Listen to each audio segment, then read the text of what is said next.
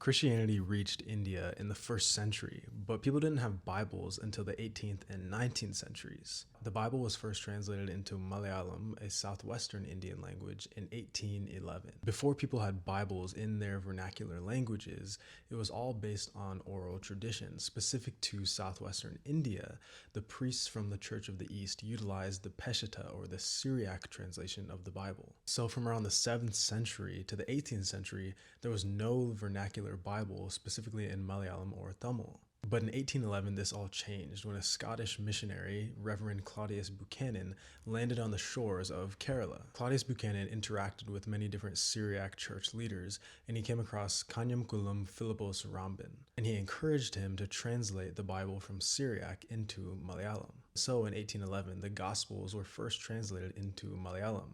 This became known as the Ramban Bible. The Ramban Bible is important because it was the very first time that people could read the Bible in their own language instead of hearing it in Syriac or not really having an understanding of what the scriptures were, since it was only the Gospels that were first translated. Later, a British missionary named Benjamin Bailey, who is very well known in Kerala Christian history, came along and also began a translation of the Old and New Testament. So in the mid-1800s, there was finally a more widely used Malayalam translation of the entire Bible. There's another Malayalam translation of the Bible called the Manuel translation, and this is used in Catholic churches, differing from the Ramban Bible, which used the Peshitta, the Syriac Bible, and differing also from Benjamin Bailey's translation, which used the Greek and Hebrew translations. The Manuel translation comes directly from the Latin Vulgate. The Gospels and Acts of the Apostles were first published in 1905, and the Book of Revelation in 1926. Similar to when the Bible was translated into Tamil, there was no formal printing press in Kerala at the time before the Bibles were being written.